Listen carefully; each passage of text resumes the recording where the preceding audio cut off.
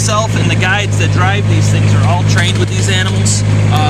You know, they know what to look for. If an animal's in not the best of mood that day, you know, they will avoid it. They will not let you get that close. So I know a lot of the concern sometimes is you know, that looks dangerous or that looks risky. It really isn't. It really isn't. But the fact is, you have a handful of people who know the animals, who know their tendencies. Yes. It's kind of like knowing your brothers and sisters. Yes. You know when your sister when your sister's in a bad mood that day. You know to avoid. It's the same thing with the animals. Absolutely, absolutely. And my brother can be a lot grumpier than the animals. Now, how far is the fence dug into the ground? The fence is actually not dug into the ground on this enclosure. It is monitored every day, but there's no animals in here that will burrow out. Okay. Sometimes you do have the coyote or some type of animal try to dig in, but with the daily monitor, they rarely succeed. Does any of them have electric? In here, no, there's no electric fence. This is 8 foot high. There's 3 miles of it that surround this preserve we're in right now. We do have an exhibit with wild boar that is electrified just for safety reasons. But there's really no need for electricity in a fence like this because they have so much room to roam. And they're so well cared for, and there's really no reason for them to try to test fences.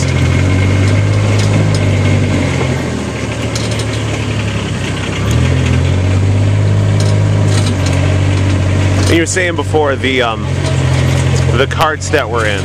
Yes. Specially designed, custom made for you. They are incredible. Where did these come from? These are Club Car XRTs.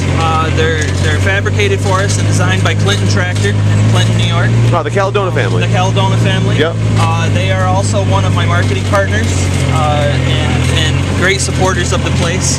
And these machines, I mean, they're an amazing design. They're very, very safe. A very smooth ride considering the terrain. And we've been going everything from going over, bushes and plants and roots to, mud that normal cars would get stuck in. And we haven't reached anything that's even challenged the machine. Yeah. We got a bird straight ahead. We also have a male yak here. There's a yak right there. Yep. Where? He's kind of going the other way. Oh, he's going the other way. He's off to the left. You see him? Yeah.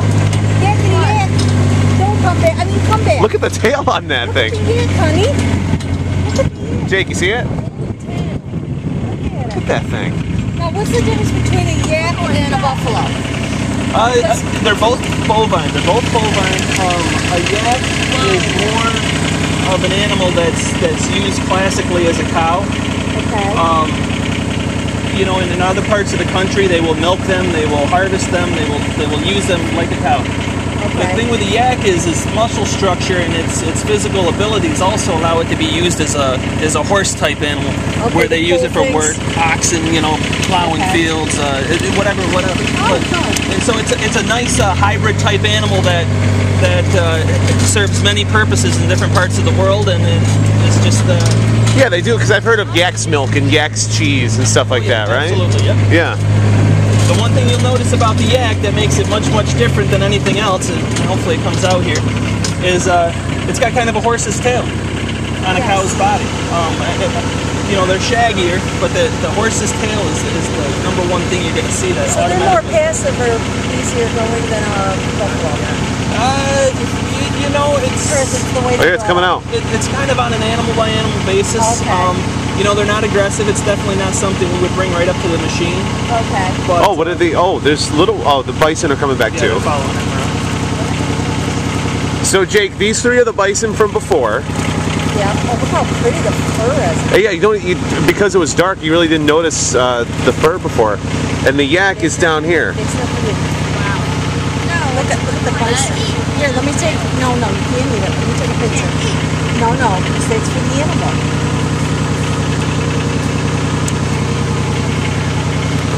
You don't want to iron it. Come on, camera. Do what you're supposed to do.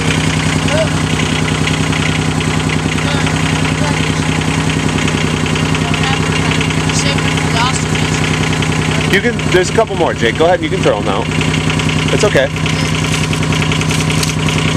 Again, just throw them. You know, you ought to advertise to the kitty photo club. Yeah. Yep. Would be excellent for this. Yeah, come on, my friend. Oh, there they go.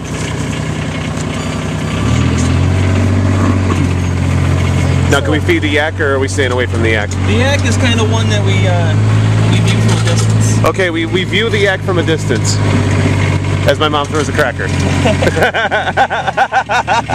a meat animal.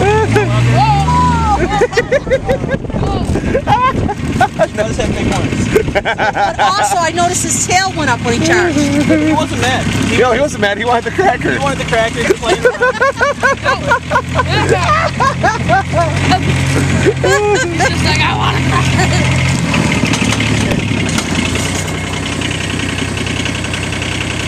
Absolutely incredible. Wow. Hidden Valley Outdoors. Honey, these are for the animals. Josh, you don't eat the crackers. They're for the animals. You goof. You goof.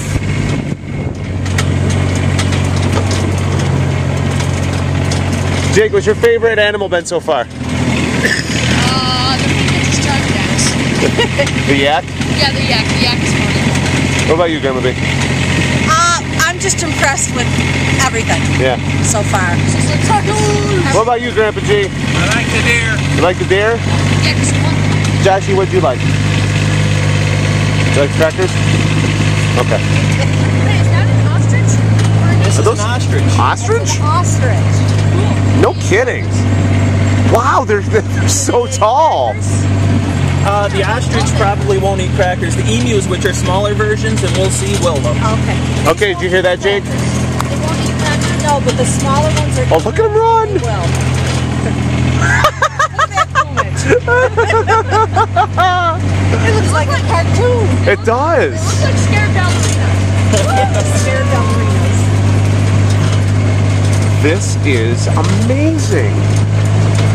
I'd like to come back up in the fall. In the fall, you'll see we have some of the largest white-tailed deer in the Northeast. Arguably anywhere in the country. We have some deer that reach 40 points. Yeah. And I'm sorry, how many? 40. Oh, jeez. I mean, just absolutely, just very impressive specimens. As long as they don't hit my car, I'm good. As long as they don't hit my car.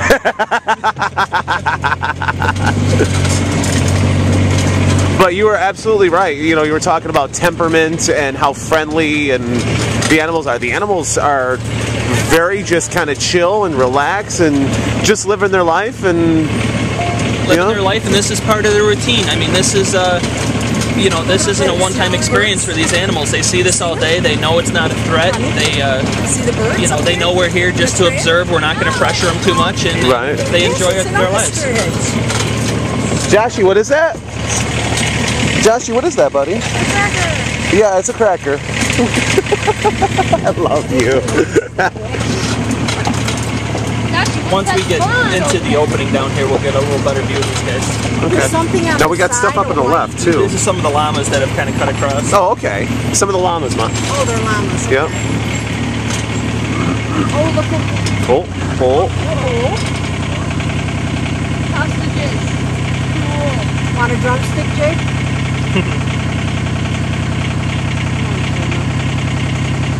I'd love Probably to about have with a better- probably about 5 yards away. Look at that. So what is that? llamas and donkeys. Oh. Llamas. Now it's got a yellow, like almost like a Lance Armstrong band on its leg. What is that? That's a band that tells government officials that it's been bred in captivity, Okay. and the other one actually doesn't have a band because it's lost it at that point. But most of the wild animals that you can't just go out and catch them. Right. They have to be bred under a program that protects us from disease and anything else. Sure. I'm gonna try to guys as well. Look at how look at the way they do the feathers on the back, with the wings. It's like they're itching. Fly away like a bird. Now, which one's the male and which one's the female? These are actually both males. Okay.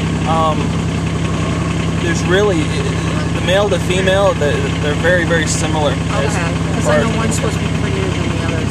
The females are prettier. Now, would you call those guys ugly? I'm not calling them ugly. They're just not as No, attractive. not to their face. Right? I'll do it behind their back. But the males with the ostriches, the males will do most of the females will lay the eggs and the males will incubate them and raise the young and do everything else. So Very nice. we're going to introduce some females here later in the year. Now, do you trim their tails? We don't trim their tails. They go through a process which is called molting. Yes, they'll lose it. Yep, and it's much like an animal sheds their... Okay.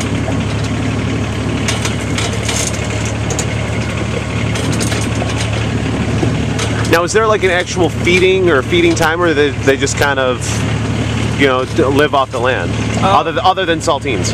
No, we have feeding stations that are hidden from your view, but they're up through the woods in various places around the whole preserve. Okay. There's not necessarily a feeding time. They have a free choice program. So whenever they decide they want to eat something, they go to one of the feeding stations and eat what they want. Okay, cool. Are these crackers for human consumption? Yep. Where? There's the llamas down here. They're eating off the tree.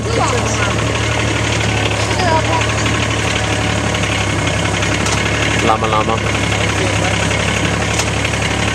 Hello, llama.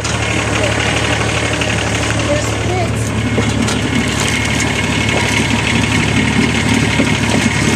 Here, honey, put your thumb in here so you don't drop the camera. Okay? And here. You want to take pictures? Uh-oh, here they come. Goat stampede. No, good picture. This is really good. One with the twisted horns? It's funny because we came up this way, we made a huge circle. They know where they're going. Aha! So hypothetically, when we came up, we absolutely could have seen these guys as we were coming up. Oh, absolutely. You could see these anywhere at any time, as with any of the animals in here.